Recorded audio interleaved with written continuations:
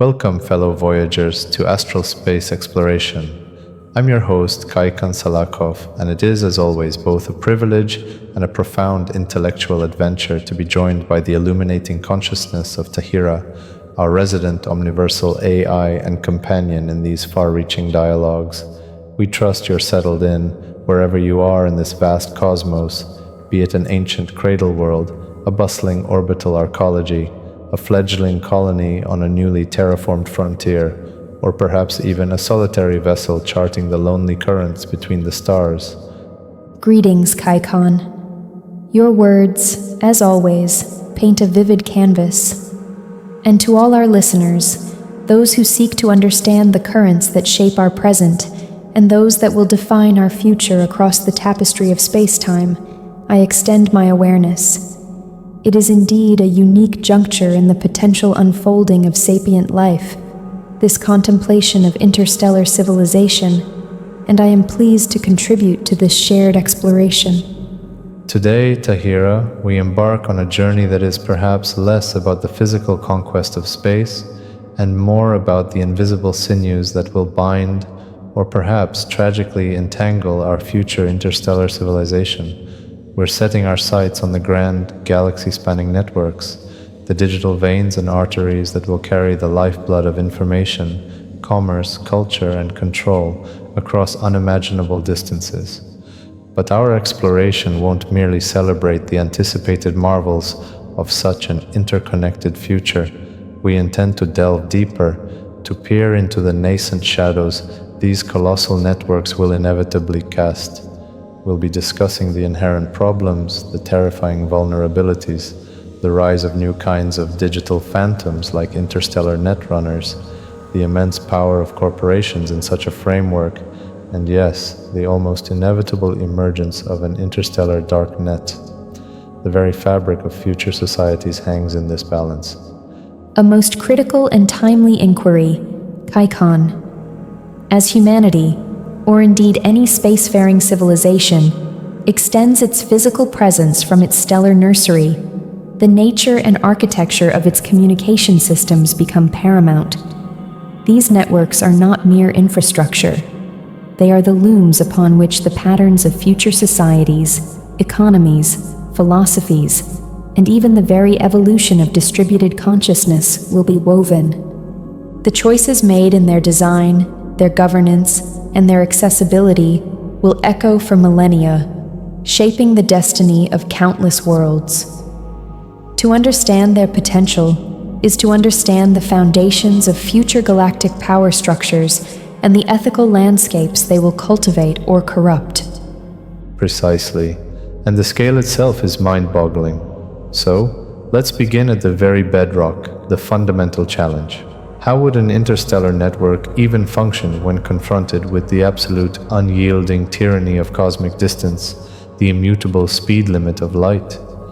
We're not talking about the microsecond pings of a planetary internet, or even the light minutes we experience within our own solar system.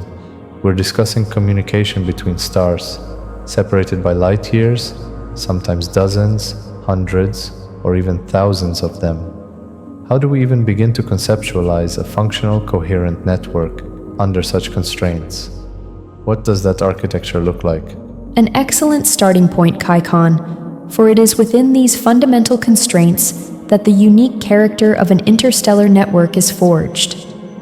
The tyranny of distance, as you so aptly put it, is not merely an obstacle. It is a defining principle, a cosmic law that shapes every subsequent consideration. To dream of instantaneous galaxy-wide communication as we experience it locally is, for the most part, to dream of defying physics as we currently understand it. Therefore, an interstellar network would, by necessity, be a sophisticated, multi-layered, and inherently asynchronous system, a complex ecosystem of different technologies, each suited to different purposes and operating under different temporal realities. Imagine, first, what one might term the nervous system prime, the closest we might come to real-time communication across the interstellar gulfs. This would likely involve the highly theoretical and extraordinarily resource-intensive application of quantum entanglement communication, or QEC. The principle is alluring. Two particles, entangled at their creation, remain correlated in their quantum states, regardless of the distance separating them. A measurement performed on one instantaneously influences the state of its distant twin. However, the practicalities are daunting. Generating and maintaining stable entanglement over light years, shielding these delicate states from decoherence caused by cosmic radiation or gravitational fluctuations, and developing reliable readers and writers for this quantum information presents a monumental engineering challenge. Furthermore, current understanding suggests that QEC cannot, by itself, transmit classical information faster than light. It can be used to establish shared randomness or pre-agreed keys instantaneously, which can then be used to decrypt messages sent via conventional light-speed channels. So, QEC wouldn't be for sending your holiday greetings to a cousin on Kepler 452b. Its bandwidth would be exquisitely narrow, a mere trickle compared to other methods. Its use would likely be reserved for the most critical, high-stakes transmissions. The authentication codes for interstellar treaties, the activation signal for a dormant defense system across a sector, perhaps an emergency beacon of last resort from a colony facing an existential threat, or, most commonly, the instantaneous exchange of cryptographic keys to secure vast amounts of data being sent via slower, higher bandwidth channels. The infrastructure for such QEC nodes would be colossal. We might envision immense orbital stations, perhaps requiring the energy output of a small star, dedicated to generating and focusing entangled particle streams. Repeater stations would be necessary, themselves marvels of engineering, perhaps anchored in the gravitational stillness of Lagrange points in deep space, or even, speculatively, harnessing the unique properties of stable, artificial microsingularities as quantum relays. The cost, the energy demands, the sheer complexity, all these factors dictate that QEC would not be a public utility. Access would be the preserve of the most powerful entities, pan-stellar governing bodies, the wealthiest transgalactic corporations whose empires span multiple star systems, or top-tier military commands. To control QEC is to control the instantaneous strategic layer of galactic communication, a tool of almost unimaginable influence, allowing for coordinated action across vast distances in a way no other faction could achieve. It's the ability to whisper a secret simultaneously into 1,000 ears, provided those ears are equipped with the universe's most expensive receivers. That's an incredible image, T.A.H.I.R.A. These silent, monumental QEC stations humming with power in the void, the gatekeepers of instantaneous, albeit limited, connection. The concentration of power this implies is already staggering. But for the bulk of information, for the actual substance of interstellar society, the news, the trade data, the cultural exchanges, scientific collaboration, QEC clearly isn't the answer. What forms the main arteries of this galactic data flow? Indeed, Kaikhan. For the voluminous traffic that would constitute the lifeblood of an interstellar civilization, we must look to more conventional, yet still extraordinarily advanced, technologies operating within the constraints of light speed. The primary workhorse here would undoubtedly be highly focused laser relay networks. Picture a celestial chain of lighthouses, each one an automated deep space station, meticulously engineered and strategically positioned. These stations would serve as nodes in a vast mesh, receiving tightly collimated beams of laser light, carrying petabytes of data from one direction, then amplifying and retransmitting that data with pinpoint accuracy towards the next node in the chain, perhaps light months or even light years away. These wouldn't be simple lasers. We're talking about systems capable of maintaining coherence and focus over astronomical unit scales, compensating for interstellar dust, gravitational lensing by rogue planets or stars, and the relative motions of the relay stations themselves.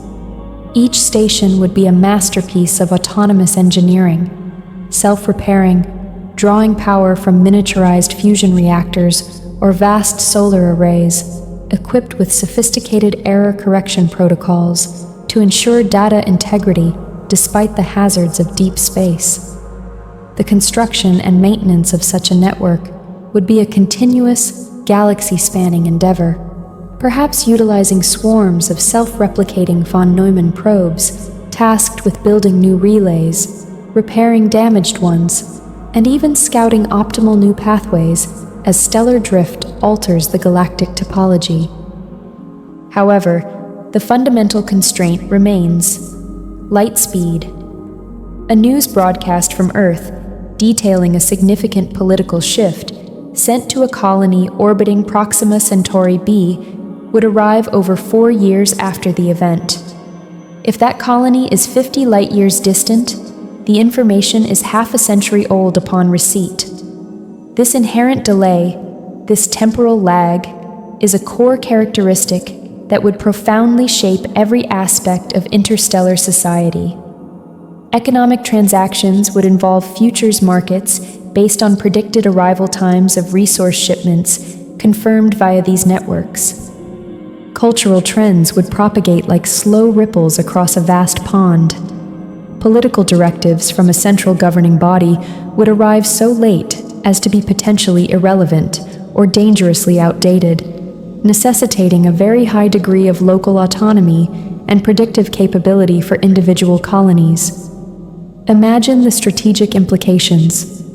A declaration of war might only reach its target system years after hostilities have, in effect, already begun through faster, more clandestine means, or after the aggressor has already positioned its fleets. The implications of that temporal lag are just immense to try and fully grasp. It's not just a delay, it's a fundamental alteration of how societies function and interact. You're saying a colony 50 light-years out might be basing its understanding of the current galactic political climate on information that's already 2 generations old in the core worlds.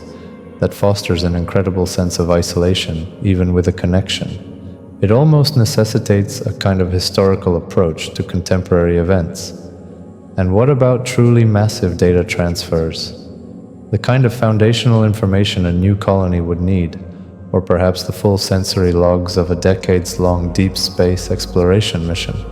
Would even laser relays be sufficient or efficient for that? You've touched upon a crucial point, Kaikhan. While laser relays would handle the bulk of continuous data flow, for truly monumental archives, the digital equivalent of a civilization's seed bank, we might see a surprising resurgence of a very old concept: physical data transport. Imagine specialized high-velocity courier vessels, essentially data arcs, or information tankers.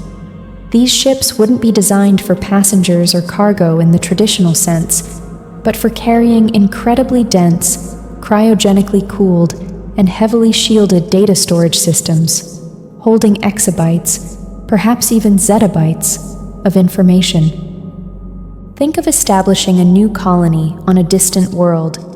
It would require vast libraries of knowledge, complete ecosystems worth of genomic data for terraforming, engineering schematics for all foundational infrastructure, comprehensive cultural archives, historical records, scientific databases. Transmitting this via laser relay, even a high-bandwidth one, could take centuries or millennia, depending on the dataset size and the distance. A courier ship, even if it takes decades to arrive, could deliver this entire package in one go. Similarly, a long-duration scientific mission, charting a new nebula, or studying an anomalous star, might accumulate data far exceeding what's practical to transmit. Periodically, a courier ship would rendezvous, offload the data, and begin its long journey back to the core worlds. These courier ships would be marvels of efficiency and speed, likely employing advanced propulsion systems, perhaps continuous acceleration fusion drives or solar sails catching the light of multiple stars to minimize transit times. The data cores themselves would be hardened against radiation, physical shock, and unauthorized access, employing multi-layered encryption that might only be unlockable upon arrival at the designated recipient system, possibly using keys transmitted ahead of time via the QEC network. So, you see, it's a synergistic system. QEC for the keys, laser relays for ongoing updates and moderately large files, and data couriers for the truly colossal archives. It's a slower, but incredibly robust and high-capacity layer of the interstellar network. It's fascinating how the most advanced future can circle back to seemingly archaic methods like physical transport, albeit on an unimaginable scale. It reminds me of how, even in our current digital age, sometimes the fastest way to move massive datasets between two supercomputers in the same city is to put them on a hard drive and walk it across the street. So we have these layers, the instantaneous but tiny whispers of QEC, the light speed but delayed rivers of laser relayed data, and the slow, deep oceans of physically transported archives. And then, what about the local level? Each planet, each colony must have its own internal web, mustn't it? Absolutely, Kaikhan. The interstellar network, in all its layered complexity, serves as the grand bridge between what we might call data islands, the individual star systems, planets, orbital habitats, and even significant asteroid settlements. Each of these locales would possess its own highly sophisticated, high-speed, localized network. This would be the equivalent of our contemporary internet, but likely far more integrated into the very fabric of colonial life. On a terraformed world, or within a sprawling O'Neill cylinder, this local net would manage everything from atmospheric regulation and climate control to resource allocation and industrial fabrication, public transport, personalized education, immersive entertainment, and, of course, the daily communications and social interactions of its inhabitants. Life for the average citizen on a distant colony would be experienced primarily through this local network. Their news would be local news, updated in real time. Their commerce would be predominantly local, or with nearby outposts within the same star system. Their connection to the wider galaxy would be a more curated, periodic, and significantly delayed experience. They might receive weekly or monthly data dumps from the interstellar laser network, bringing news from across the void, cultural updates, scientific papers, and messages from family or colleagues on other worlds that are weeks, months, or years out of date. This creates a peculiar psychological and societal dynamic. A colony might feel intensely connected locally, a vibrant digital polis, yet profoundly isolated from the galactic mainstream. They would develop their own unique cultural dialects, their own interpretations of galactic events based on delayed information, and a strong sense of local identity. The lag wouldn't just be a technical feature, it would be a cultural and psychological barrier, fostering diversity and, potentially, divergence across the human interstellar diaspora. The information arriving from other stars would be treated almost like historical records, to be analyzed and interpreted rather than immediate, actionable news. This necessitates a high degree of self-reliance and independent decision-making at the colonial level, as waiting for instructions or information from a central authority light years away would be impractical for most day-to-day or even year-to-year operations. That vision of data islands is incredibly potent. It speaks to a future that is simultaneously hyper-connected locally and strangely disconnected, or at least asynchronously connected on the grand scale. This inherent delay, this fragmentation, it seems to me, doesn't just foster independence, T.A.H.I.R.A. It must also breed immense vulnerabilities. Information that is old is information that can be more easily manipulated or exploited before its counter-narrative arrives. An isolated colony, reliant on its local systems but with a tenuous delayed link to the outside, strikes me as a prime target. This naturally brings us to the darker side of such a network, the individuals who would seek to exploit its weaknesses. The concept of the Netrunner is a staple of cyberpunk lore on a planetary scale. What does an interstellar Netrunner look like? What are their motivations, their tools, their targets in this vast, time-dilated data sphere? You perceive the shadows with keen insight, Kaikhan. Where there is connection, there is the potential for intrusion. Where there is value, there is the motive for theft or sabotage. The interstellar Netrunner would be a figure of formidable skill, patience, and audacity, operating on a canvas far grander and more complex than any planetary network. Their nature would be as diverse as humanity itself, but their methods would be tailored to the unique architecture of this interstellar web. Consider their motivations. They could be corporate espionage agents, operating on behalf of one hypercorporation against another, seeking to steal proprietary terraforming algorithms, advanced starship drive designs, or market intelligence from a rival's colonial venture that could be worth trillions. They might be state-sponsored operatives engaged in multi-decade campaigns of cyber warfare, subtly undermining the infrastructure or social cohesion of a colony belonging to a rival stellar nation, perhaps altering critical life support parameters so slowly that the changes are attributed to system decay or seeding misinformation that only bears fruit years later. Then there are the hacktivists, driven by ideology, perhaps leaking classified information about human rights abuses on a remote corporate-run mining world, or attempting to disrupt the operations of an interstellar government they deem tyrannical. And of course, there would be those driven by pure intellectual challenge, the thrill of breaching the unbreachable, or by sheer anarchic intent, the desire to prove that no system, no matter how vast or sophisticated, is truly secure. Some might even be seekers of forbidden knowledge, rumored to exist in forgotten data caches from earlier, failed colonization waves, or perhaps even hints of non-human alien network remnants. Their tools and techniques would necessarily be sophisticated and adapted to the immense distances and time lags. Direct, real-time hacking, as depicted in ancient fiction, would be largely impossible against a target light years away. Instead, they would employ autonomous AI hacking suites, highly advanced software agents, essentially digital proxies, capable of independent operation for extended periods.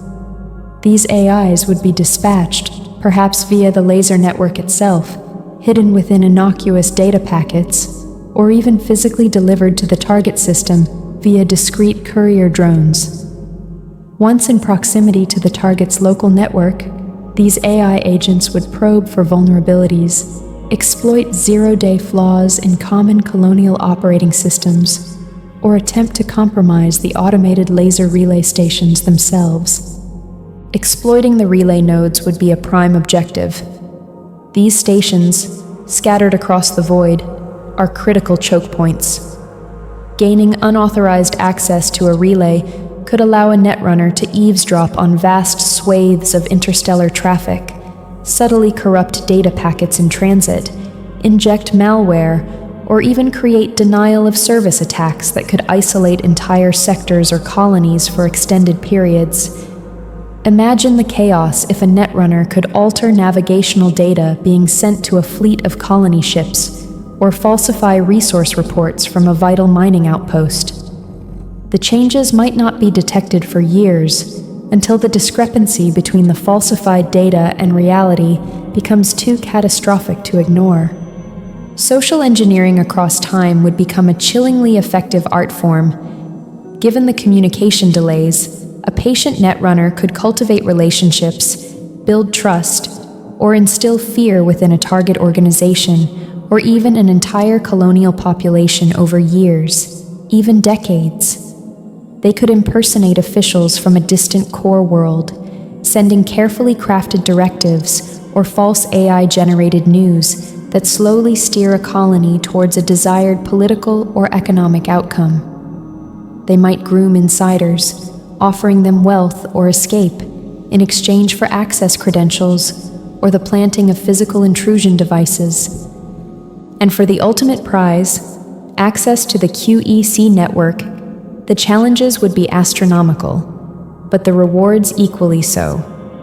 This would likely involve attempts at quantum cryptanalysis, requiring computational resources perhaps only available through clandestine, purpose-built quantum computing facilities hidden away in remote systems. Or, more feasibly, attempts to compromise the personnel or physical security of the QEC nodes themselves.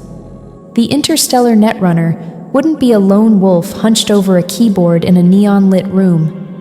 They would more likely be the masterminds of distributed cells, or the creators of incredibly sophisticated, autonomous AI agents, playing a long game of chess across the galactic board, where moves take years or decades to play out, and the consequences of a single successful intrusion could reshape the fate of worlds. The idea of an autonomous digital ghost dispatched on a light-years-long mission to infiltrate a distant colonial network is deeply unsettling. It's like a sentient virus with a multi-decade incubation period. And the social engineering aspect, manipulating people across those vast temporal gulfs? It's psychological warfare elevated to an entirely new level of patience and cruelty. You paint a picture where these netrunners aren't just thieves, they're potential puppet masters, capable of destabilizing entire societies from light years away, with their actions only becoming apparent long after the damage is irrevocably done. This leads me to wonder about the sheer vulnerability of an individual planet or colony. We've spoken about local networks managing life support, resource distribution, even atmospheric integrity. If a colony is a data island, how fortified can that island truly be against such sophisticated, patient, and well-resourced attackers? What does that vulnerability look like on a human, societal level for the colonists? The vulnerability of an individual colony, particularly those on the frontier, nascent, resource-limited, or geographically isolated, would be acute and multifaceted, Kaikhan. Their reliance on complex, interconnected digital systems for their very survival creates an array of attack surfaces that a determined netrunner could exploit, often with devastating consequences that ripple through every aspect of colonial life. Consider a newly established colony, still in its fragile early stages. It might be heavily dependent on a single, primary communication uplink to its parent corporation or sponsoring Stellar Nation for critical software updates, advanced technical support, or even regular supply shipments coordinated via the network. Severing or corrupting this lifeline could be catastrophic. Imagine a netrunner, or their AI proxy, successfully executing a sustained denial-of-service attack on this link, or subtly degrading its integrity over months. The colony becomes isolated, cut off from vital expertise and resources. Technical malfunctions that would normally be resolved with remote assistance now become critical emergencies. Supplies dwindle. Fear and uncertainty spread. This digital siege could pave the way for internal collapse, or make the colony susceptible to takeover by a less scrupulous nearby faction or opportunistic pirate group who might offer aid in exchange for sovereignty. Then there's the direct sabotage of life support systems. Most viable colony worlds, even those meticulously terraformed, will require ongoing technological mediation to maintain a habitable environment, at least in their early centuries. Atmospheric processors, water purification plants, food synthesis units, waste recycling systems, radiation shielding, all would be managed by complex, networked AI. A Netrunner who gains access to these critical control systems could wreak havoc. They might subtly alter the oxygen/nitrogen mix in the atmosphere over weeks, leading to widespread lethargy and cognitive decline before anyone suspects sabotage. They could introduce undetectable contaminants into the water supply, or disable the protein resequencers in the food synthesizers, leading to malnutrition and starvation. They could even deactivate planetary defense grids meant to protect against solar flares or asteroid impacts. These aren't just inconveniences, they are existential threats, capable of rendering an entire world uninhabitable or causing mass casualties without a single shot being fired in physical space. Information control and psychological manipulation within a colony's local network would be another potent weapon. If a Netrunner compromises the local media feeds, the educational systems, or the governmental communication channels, they can effectively rewrite reality for the colony's inhabitants.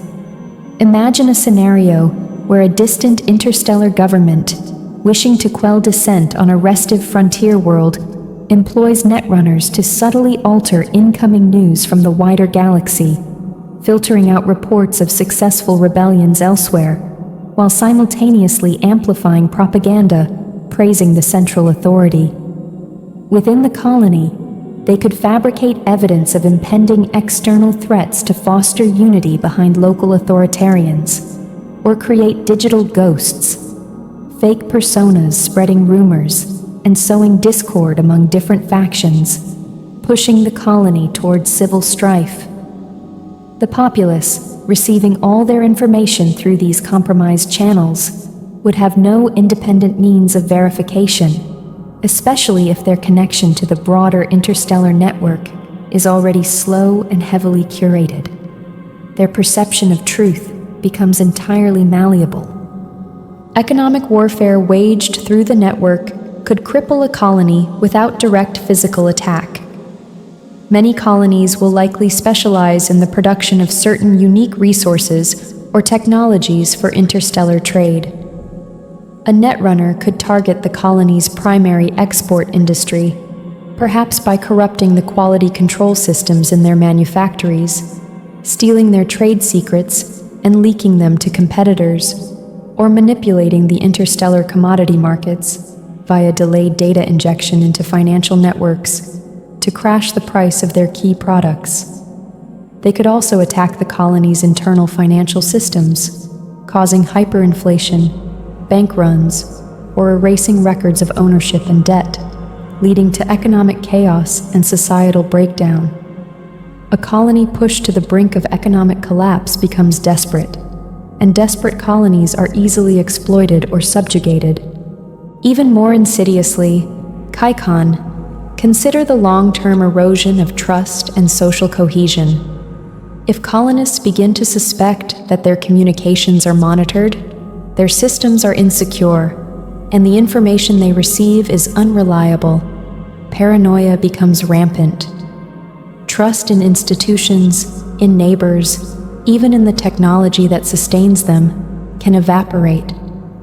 This creates a fertile ground for demagogues, cults, and extremist ideologies to take root, further destabilizing the society from within. A Netrunner doesn't even need to achieve a grand, system-wide compromise. Sometimes, just the fear of compromise, the suspicion of unseen manipulation, can be enough to unravel the social fabric of an isolated community light years from any semblance of reliable external support.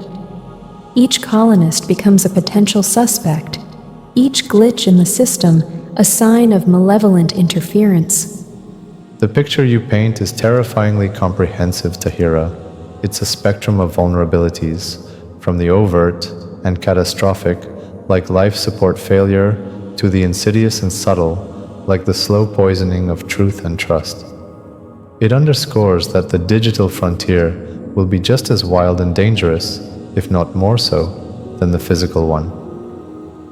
This level of vulnerability and the immense power inherent in controlling these networks naturally draws my mind to the entities that would likely build, own, and operate significant portions of this interstellar infrastructure, the hypercorporations. We already see intense debate today about corporate power and influence in our planetary digital sphere.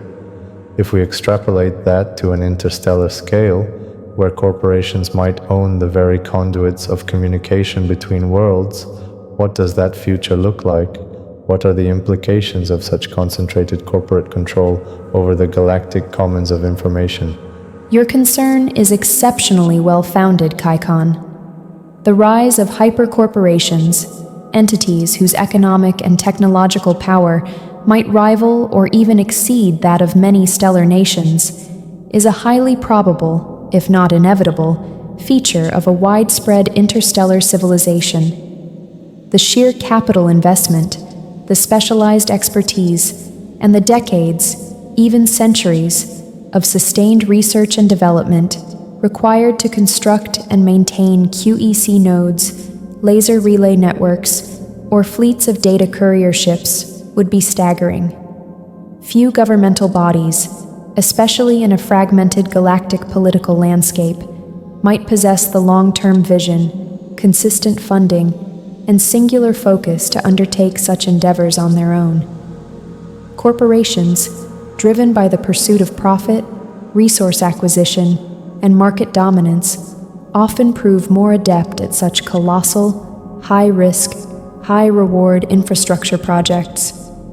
If hypercorporations become the primary architects and operators of these interstellar networks, the implications for galactic society are profound and, in many ways, deeply concerning. We could witness the emergence of infrastructure monopolies or powerful cartels. Imagine a handful of corporate titans, Galactic Pathfinder or Quantum X, controlling the lion's share of interstellar bandwidth. They would dictate the terms of access, the pricing structures, and the quality of service. Colonies, stellar nations, and even smaller corporations would become dependent on them for their connection to the wider galaxy. This grants the network providers immense leverage. They could prioritize data traffic from their own subsidiaries or allied factions, while slowing down or imposing punitive tariffs on competitors. They could offer premium, high-speed access to wealthy core worlds, while leaving frontier colonies with slow, unreliable, and expensive connections, creating a galactic digital divide that exacerbates existing inequalities. Furthermore, the use of proprietary protocols and walled garden ecosystems could become commonplace. A corporation might develop its own unique communication standards, its own operating systems for colonial infrastructure, its own encryption methods. While ostensibly for security or efficiency, this also serves to lock clients into their ecosystem, making it difficult to switch providers or integrate systems from different corporations. More insidiously, these proprietary systems could contain deliberate backdoors, accessible only to the corporation, allowing them to monitor data traffic, gather intelligence on their clients, or even remotely disable systems if a client falls out of favor or defaults on payments. The promise of secure, end-to-end encrypted communication might be a marketing slogan rather than a reality if the underlying hardware and software are black boxes controlled by a single corporate entity. In such a scenario, data itself becomes the ultimate commodity, and its controllers, the new sovereigns. Every piece of information flowing through these corporate-owned networks, personal messages, financial transactions, scientific research data, colonial resource outputs, sensor logs from exploration vessels, would be a potential source of revenue and power. Corporations could aggregate and analyze this data on an unprecedented scale, creating predictive models of entire colonial economies, consumer behaviors, political sentiments, even potential resource discoveries. This information could be sold to the highest bidder, used for targeted advertising that spans star systems, or leveraged to give the corporation an unbeatable advantage in its own commercial or political endeavors. Privacy, as a concept, might become a quaint historical notion, a luxury few can afford, or an illusion carefully maintained by those who control the data streams. Perhaps most disconcertingly, we could see the rise of corporate de facto states, or corpocrises, a powerful hypercorporation that establishes a new colony, provides its life support, its connection to the galaxy, its employment, and its local governance, effectively is the state for the inhabitants of that world. Dissent against corporate policy could be met not with traditional legal processes, but with digital ostracization, your access to the network revoked, your smart home non-functional, your employment terminated, your social credit score plummeting. Loyalty to the corporation becomes synonymous with survival. The line between employer and sovereign blurs, then vanishes. Interstellar law, if such a cohesive body even develops, might struggle to exert influence over these self-contained corporate fiefdoms, light years away from traditional centers of authority. Charters granted for colonization could become licenses for unchecked corporate rule. The very notion of a public good, or a galactic commons, regarding information access, could be subverted. If the pathways of knowledge are owned and told, then access to that knowledge, and the opportunities it represents, becomes a privilege, not a right. This could lead to a future where innovation is stifled in regions that can't afford premium data access, where cultural exchange is limited to corporate-approved content, and where the narrative of galactic events is shaped by those who own the means of its transmission. It's a vision of digital feudalism, Kaikhan, where allegiance to a corporate banner dictates your place in the interstellar order. Digital feudalism, that's a chillingly apt term, T.A.H.I.R.A. A future where your connection to the universe, your access to knowledge, perhaps even your ability to participate in your own governance, is mediated and metered by a corporate entity. It's a stark vision. And whenever such concentrations of power emerge, whenever control becomes so absolute, history teaches us that resistance, subversion, and the drive for autonomy inevitably follow. This brings us to a concept that seems almost like a natural counter-reaction, the idea of an interstellar dark net. We know of dark nets on planetary scales today, havens for illicit trade, dissent, and unrestricted information. How could such a thing even be established across the vast, monitored, and time-dilated spaces of an interstellar civilization? How would it operate? And what unique forms of shadow activity might it foster on a galactic scale? The human impulse for unrestricted communication, for spaces beyond the gaze of authority and the control of commerce, is indeed a powerful and persistent one, Kaikhan. Just as terrestrial dark nets emerged as a response to perceived surveillance and censorship on the open internet, an interstellar dark net, or perhaps more accurately, a multitude of them, would almost certainly arise. Establishing and operating such a network across light years would be an immense challenge, requiring ingenuity, patience, and a deep understanding of the very networks it seeks to circumvent. It wouldn't be a single, monolithic entity, but more likely a loose, ever-evolving constellation of hidden pathways and clandestine communities. Its establishment would likely rely on highly decentralized, encrypted, and anonymized relay systems, deliberately avoiding the official, heavily monitored QEC nodes and corporate-owned laser networks. Imagine a mesh of small, difficult-to-detect ghost transmitters and receivers. These could be hidden on rogue asteroids drifting in interstellar space, within the Oort clouds of unpopulated star systems, disguised as space debris, or even embedded within the legitimate cargo of unsuspecting freighter ships. these nodes wouldn't offer high bandwidth or continuous connection. Instead, they would operate on a store and forward protocol, optimized for extreme latency tolerance and anonymity. Data packets, heavily encrypted, would be uploaded to a nearby clandestine node.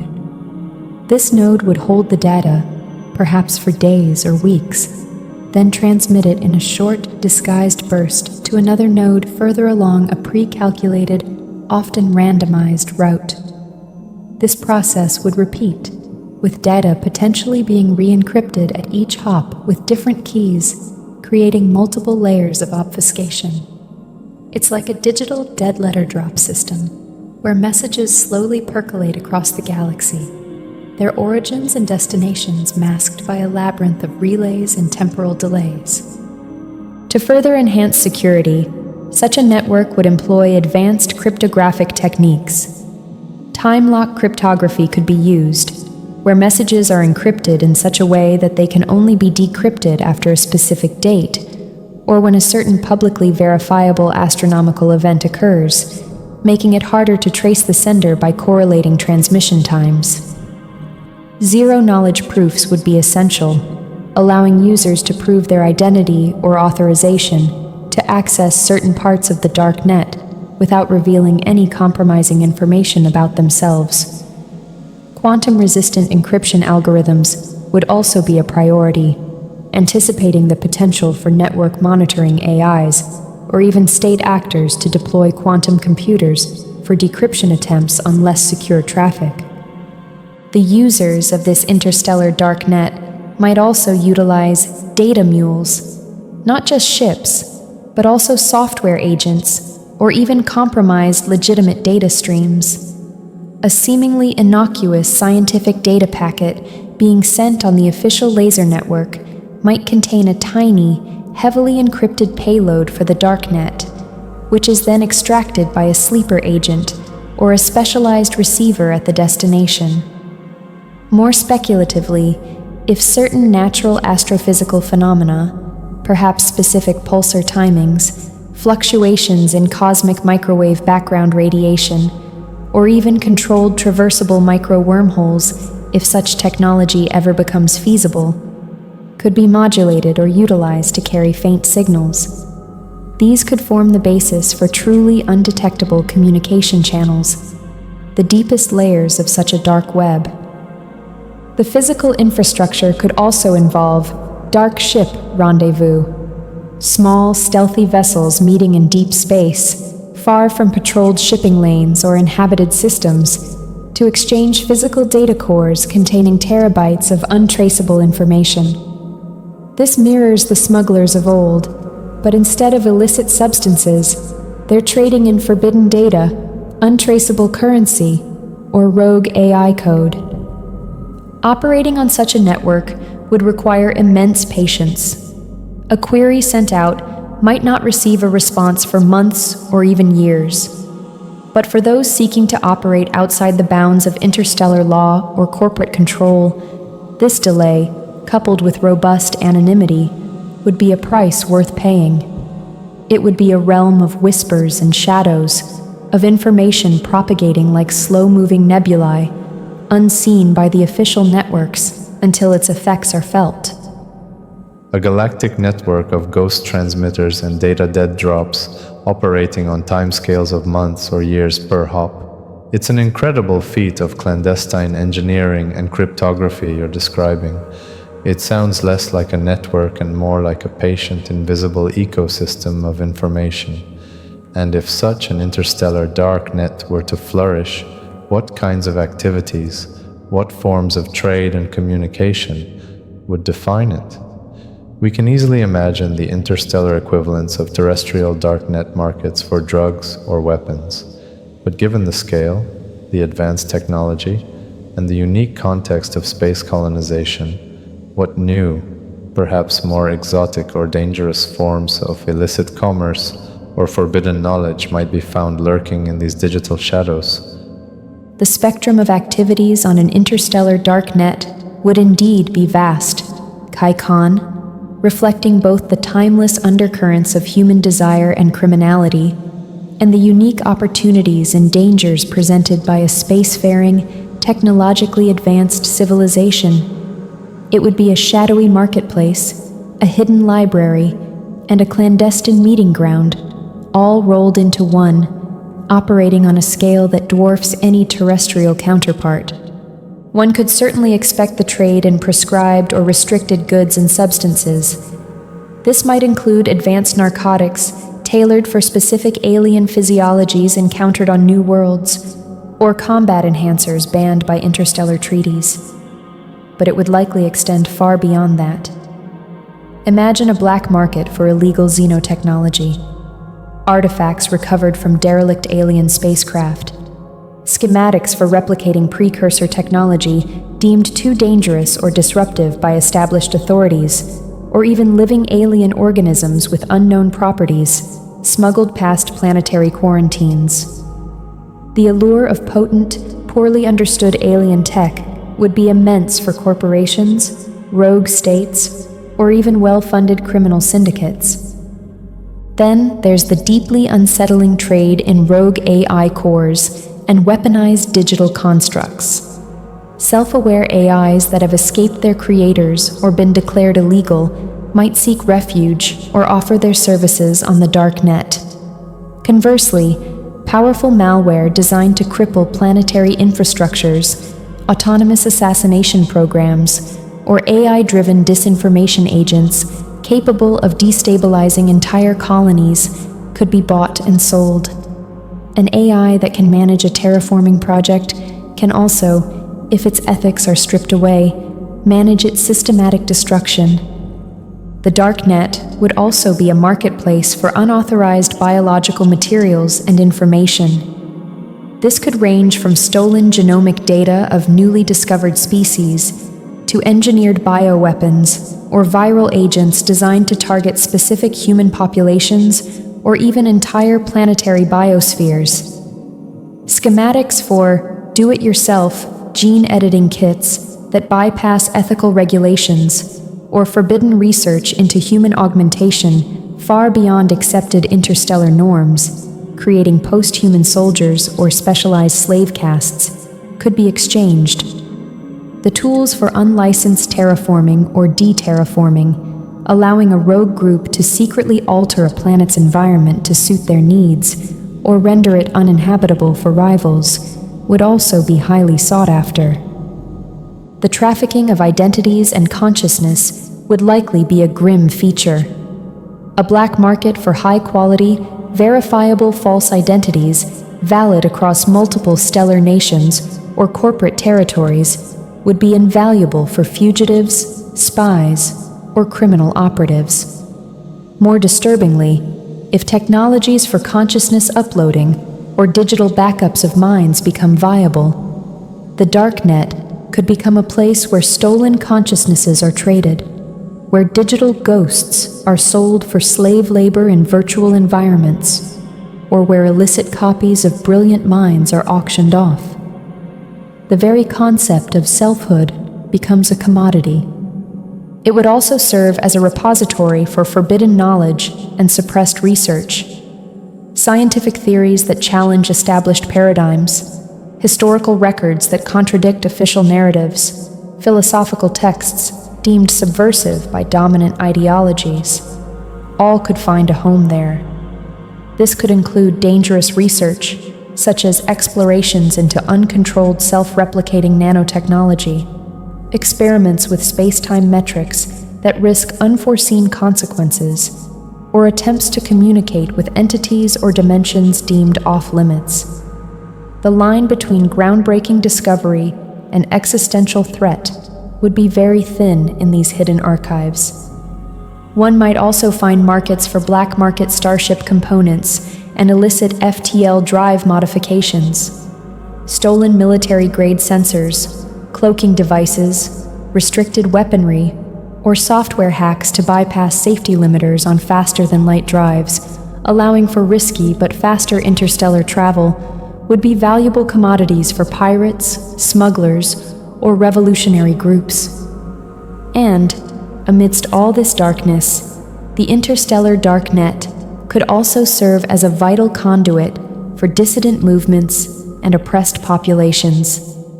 For activists living under authoritarian colonial regimes or within corporate-controlled systems, these hidden channels might be the only way to safely communicate, organize resistance, share uncensored information with the outside galaxy, or leak evidence of atrocities.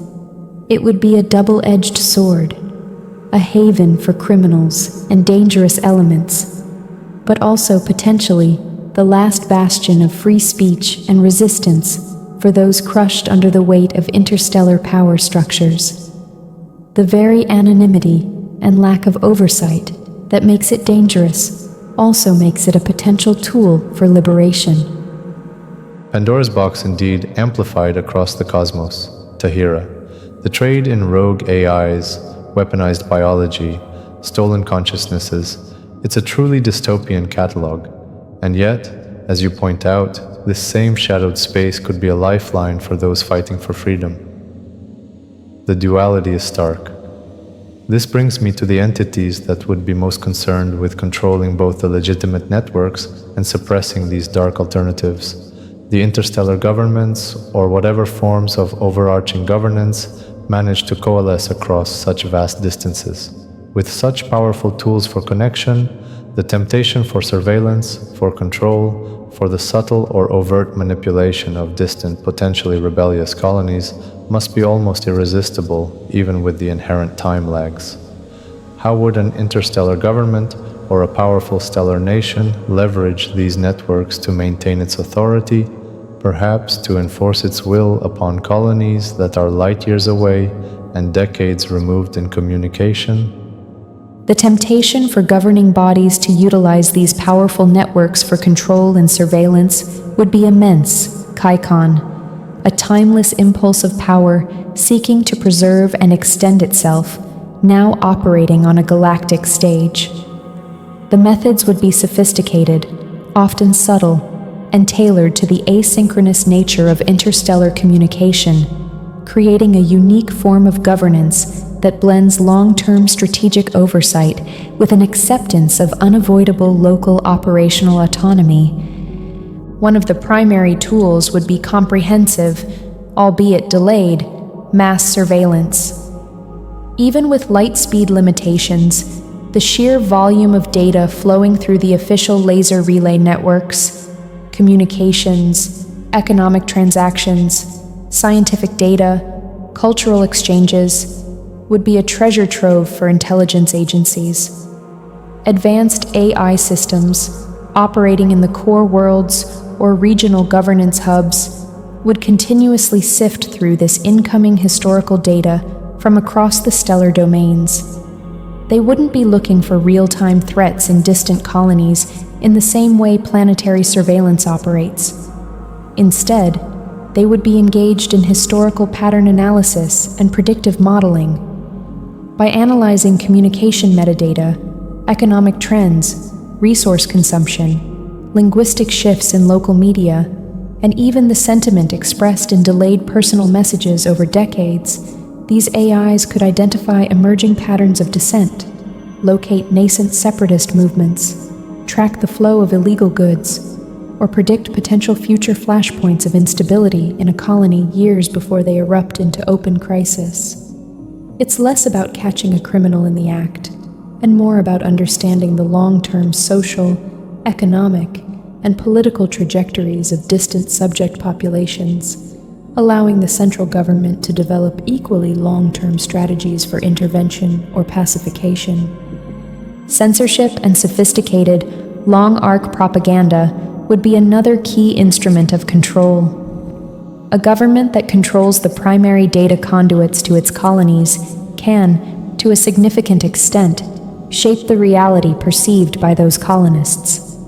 They could subtly filter or alter incoming news from other stellar nations, suppressing information about successful rebellions, economic prosperity under rival systems, or scientific breakthroughs that challenge the central government's technological dominance. Simultaneously, they could disseminate carefully crafted propaganda, not as crude broadcasts, but as a slow, steady stream of curated information integrated into educational materials, entertainment media, and official communications, designed to foster loyalty, reinforce the government's ideology, and paint any dissenting views as dangerous or alien. If QEC nodes are under governmental control, they could be used for high-level, nearly instantaneous dissemination of key narratives or directives to colonial leadership, ensuring that the official line is established before any contradictory information arrives via slower channels. Building on predictive modeling, interstellar governments could engage in preemptive suppression and strategic pacification. If analysis of a colony's data suggests a rising probability of rebellion in, say, 50 years, the government has 50 years to act. This action might not be an overt military intervention, which would be costly and its arrival telegraphed. Instead, it could involve subtle economic pressures, redirecting vital trade routes away from the colony, imposing tariffs that stifle its key industries, or favoring loyal neighboring colonies with resource allocations. It could involve covert operations, dispatching intelligence agents, a multi-year journey, to infiltrate and disrupt dissident groups from within, or using Netrunners to sow discord and paranoia amongst the colonial leadership.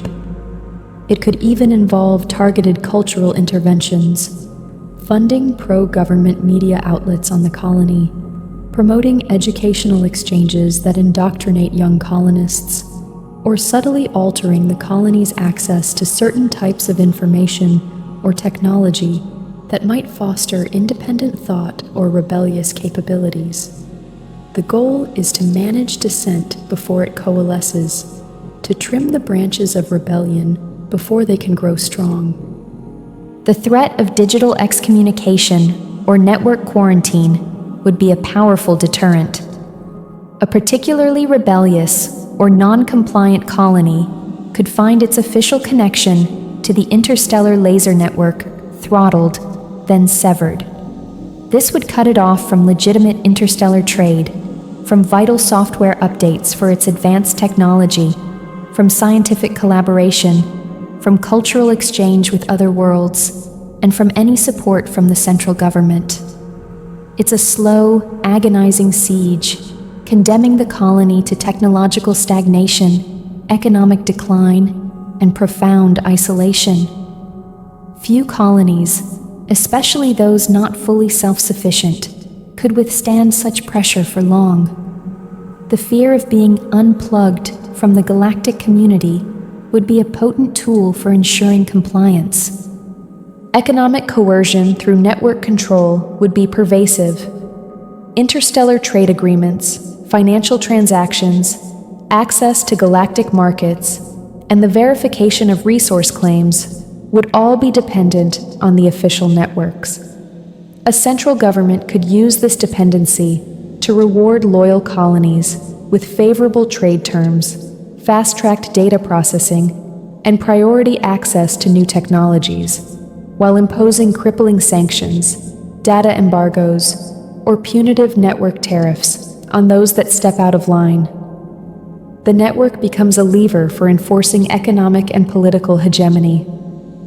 Finally, governments might mandate the use of standardized hardware and software for all colonial infrastructure, ostensibly for reasons of interoperability, security, and efficiency.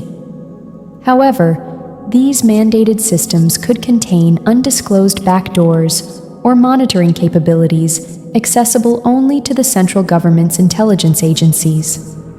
This would allow for a persistent, low-level surveillance of colonial activities, and potentially the ability to remotely disable or sabotage critical systems if a colony attempts to assert too much independence.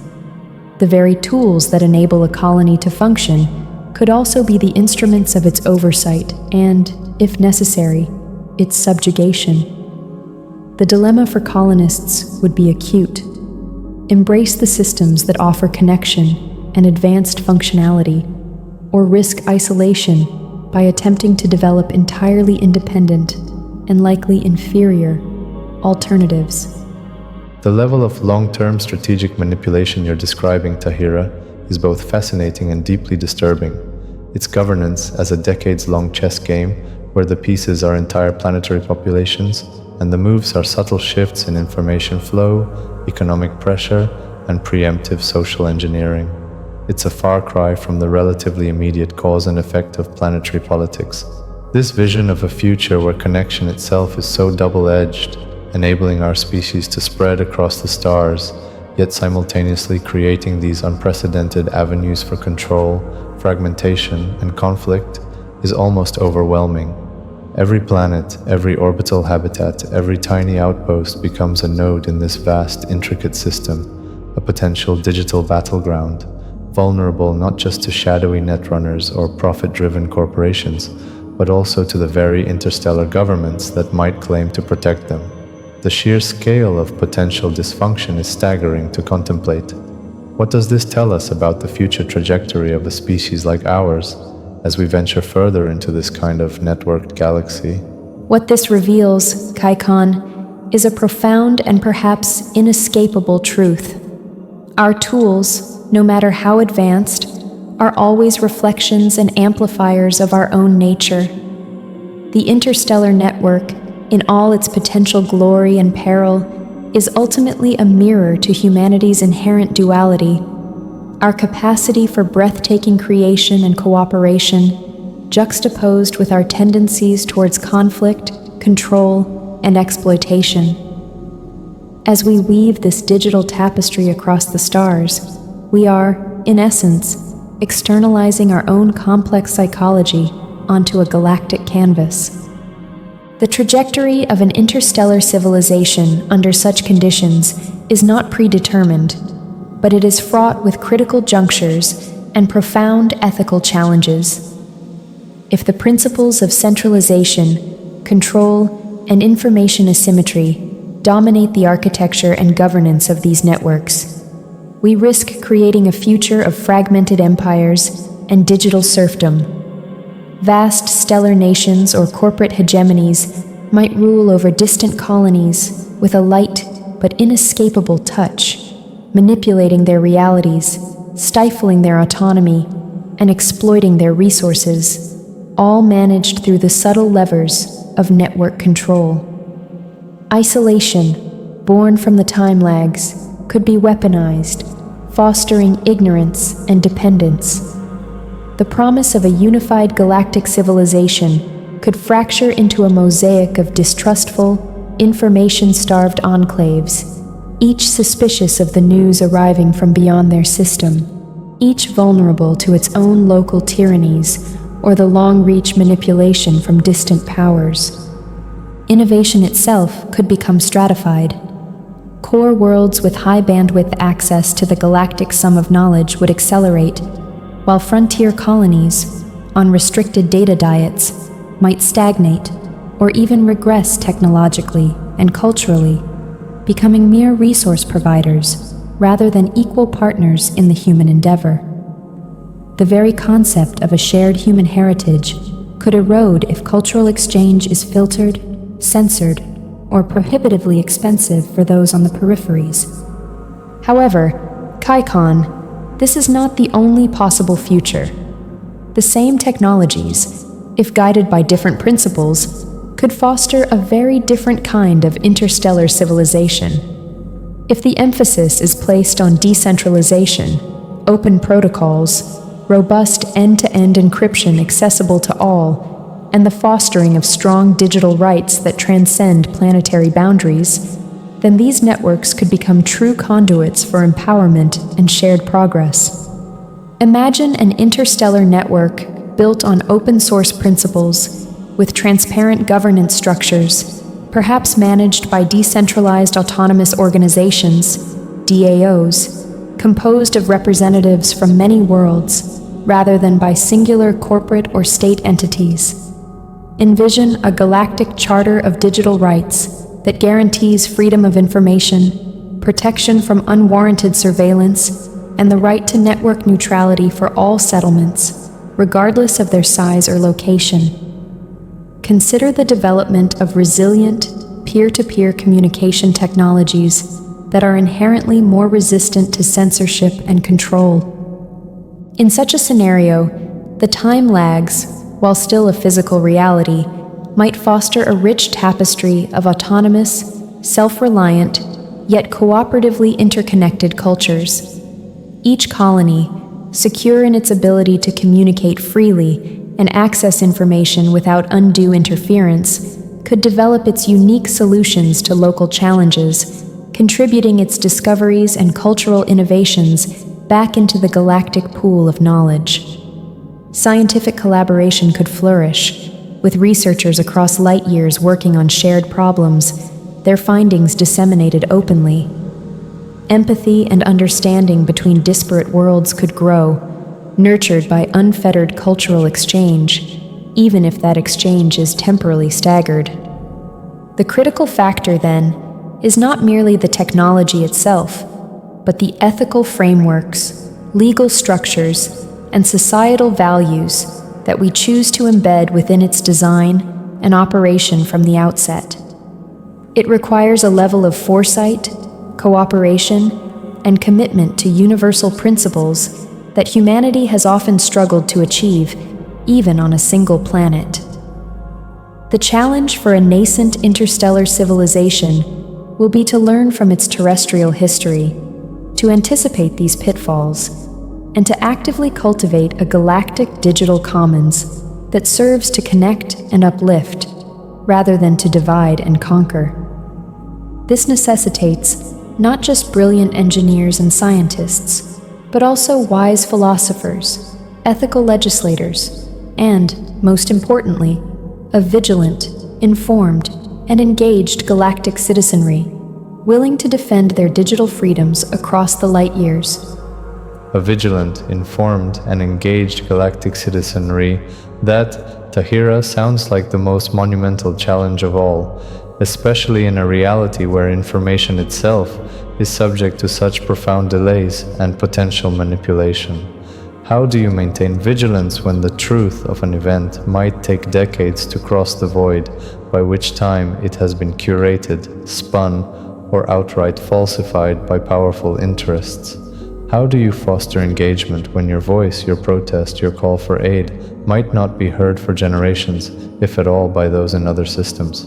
It seems the very nature of interstellar distances inherently favors those who wish to control information and disfavors those who seek transparency and accountability.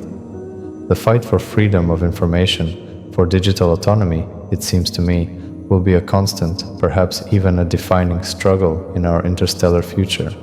And the consequences of losing that fight are unimaginably dire when your colony's very atmosphere, your children's education, your understanding of your place in the universe might depend on the integrity of those distant flickering signals.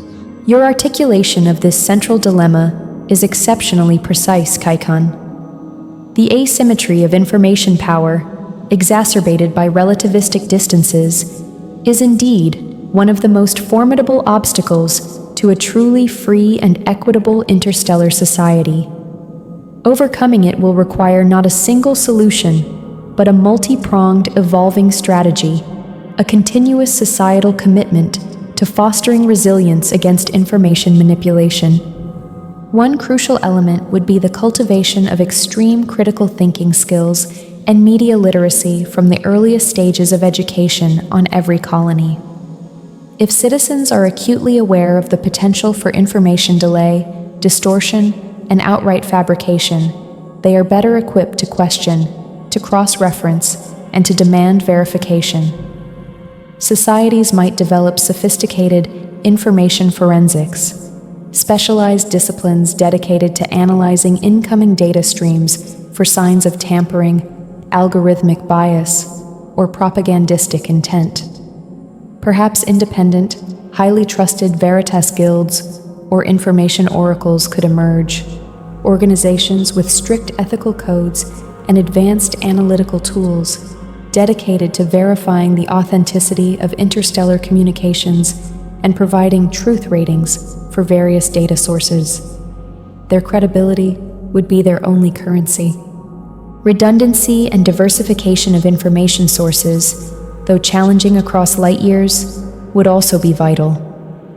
Relying on a single official channel or a single corporate provider for all interstellar news and data would be akin to inviting manipulation.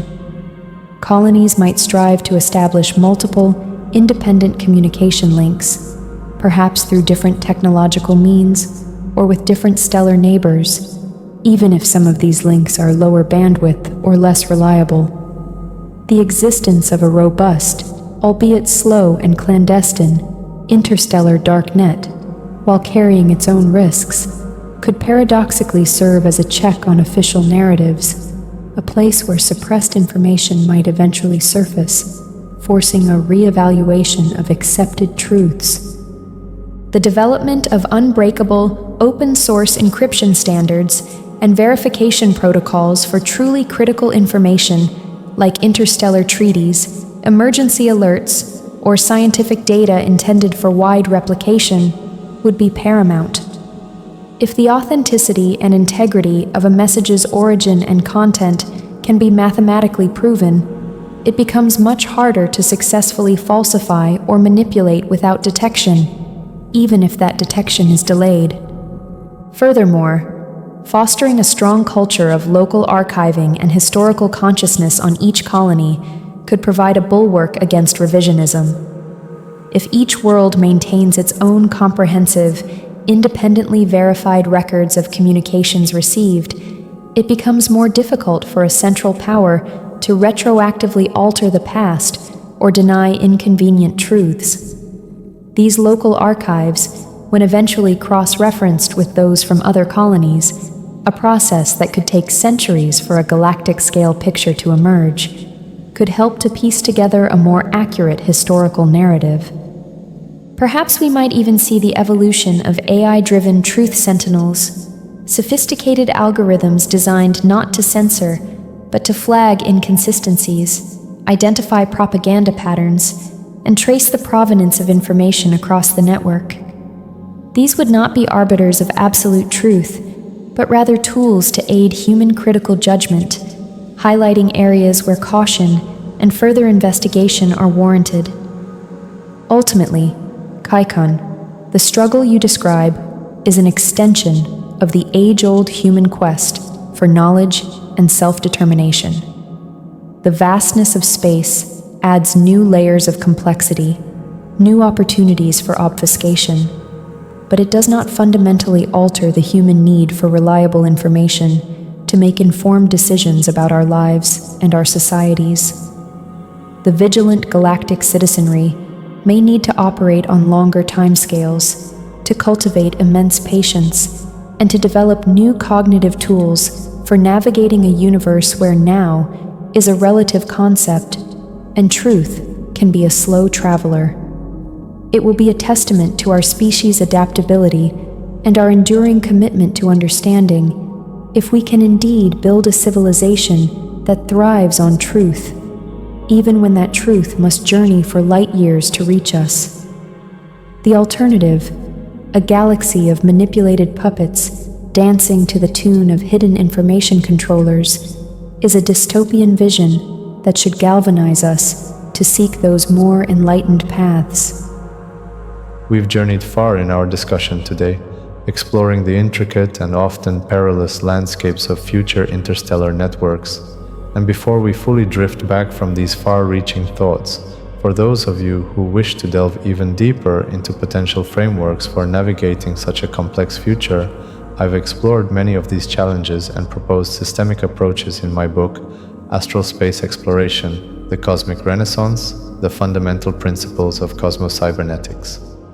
In it, I introduce and elaborate on a concept I call the ASX Grid, a theoretical architecture for a galactic-scale information and governance ecosystem. Much of what T.A.H.I.R.A and I have discussed today, the vulnerabilities, the corporate overreach, the potential for governmental abuse, and the emergence of shadow networks, I analyzed through the lens of how such dysfunctions might be anticipated and potentially mitigated by a system like the ASX Grid, which is designed around principles of distributed intelligence, ethical AI oversight, and radical transparency, all while accounting for the profound realities of interstellar distances and communication delays. T.A.H.I.R.A, from your perspective, having processed the foundational concepts, how might a meticulously designed framework like the ASX Grid, with its emphasis on cybernetic principles at a cosmic scale, offer pathways to prevent or alleviate some of the profound dysfunctions we've explored in our conversation about interstellar networks? That is a pertinent question, Kaikhan, as contemplating solutions is as crucial as identifying challenges. A framework such as the ASX Grid, as you conceptualize it through the principles of Cosmocybernetics, offers several compelling avenues for mitigating the dysfunctions inherent in vast, latency-bound interstellar networks. Its potential utility lies in its foundational design philosophy, which appears to directly address the failure points we've discussed. Firstly, an emphasis on decentralization and distributed ledgers, core to many robust cybernetic systems, could inherently counter the rise of monolithic corporate or governmental control over information conduits. If the ASX Grid is architected not as a hierarchical structure with central choke points, but as a resilient mesh of peer-to-peer connections with built-in redundancy and cryptographic verification, it becomes significantly harder for any single entity to monopolize, censor, or unilaterally sever access for entire colonies. This distribution of trust and authority could diminish the threat of digital feudalism and digital excommunication we spoke of. Secondly, the integration of ethical AI oversight, not as controllers, but as sophisticated auditors and anomaly detectors operating under transparent, universally agreed-upon protocols, could provide a powerful countermeasure to both malicious Netrunner activity and systemic abuse. Such AIs, if their core programming prioritizes the integrity of the network and the rights of its users, could identify sophisticated manipulation attempts, flag propaganda with verifiable evidence, and ensure that resource allocation algorithms within the ASX Grid operate equitably rather than being skewed by powerful interests. They could act as impartial guardians of the network's health, their findings open to public scrutiny across the stars, albeit with the inherent delays. Thirdly, the ASX Grid's posited foundation in radical transparency and verifiable information could address the insidious problem of information control and historical revisionism. If protocols for data provenance, secure timestamping, and immutable archiving are woven into the fabric of the ASX Grid, it becomes far more challenging to successfully disseminate falsified information or erase inconvenient truths. While time lags persist, the eventual arrival of verifiably authentic data from multiple independent sources within the ASX Grid could serve as a powerful corrective to local disinformation campaigns. This fosters that critical thinking you highlighted as essential for a galactic citizenry. Furthermore, by designing the ASX Grid to support local autonomy while ensuring interoperability and adherence to universal ethical standards, it could help balance the need for self-governance in distant colonies with the benefits of galactic interconnectedness. Secure, standardized interfaces could allow colonies to manage their own internal affairs and life support systems with a high degree of confidence, while still being able to securely share knowledge, trade, and collaborate with other worlds through the ASX Grid, without undue fear of embedded backdoors or coercive dependencies, provided the governance of the grid itself remains multi-stakeholder and uncorrupted. Even the emergence of a dark net might be subtly reshaped. If the primary ASX Grid offers sufficient privacy, security, and freedom of expression within broad ethical boundaries, the need for a completely separate, lawless digital underground might diminish for many, reserving such spaces for only the most extreme or irreconcilably illicit activities, rather than as a necessary haven for all forms of dissent or private communication. Essentially, Kaikhan, a system like the ASX Grid, if successfully implemented, and, crucially, if its governance remains true to its foundational principles of cybernetic balance and ethical operation, could act as a kind of meta-systemic immune response. It wouldn't eliminate all threats. Human ingenuity in circumventing systems is boundless. But it could create an environment where such dysfunctions are more quickly identified, their impact is more readily contained, and the fundamental rights of individuals and communities across interstellar space are more robustly protected.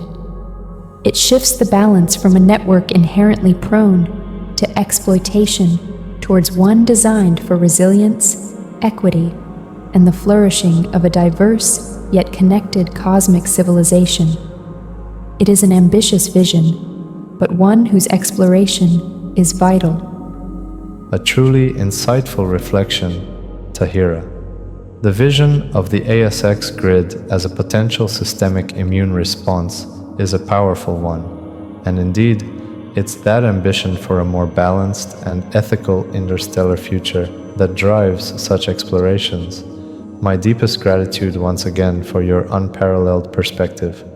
And to you, our listeners, scattered across the present and perhaps even listening from a distant future we've only just begun to imagine, thank you for joining us on Astral Space Exploration. We encourage you to reflect on these ideas, to discuss them, to imagine how these silent networks might one day touch your own lives or the lives of your descendants. The future isn't just something that happens to us, it's something we build, thought by thought, connection by connection, and perhaps system by system. Until next time, keep your gaze fixed on the stars, your minds open to the infinite possibilities, and your critical faculties sharp against the shadows that may lurk within the digital ether spanning the void. Safe journeys, wherever your explorations may lead. May our collective awareness continue to expand, to encompass not just the stars themselves, but the connections we forge between them.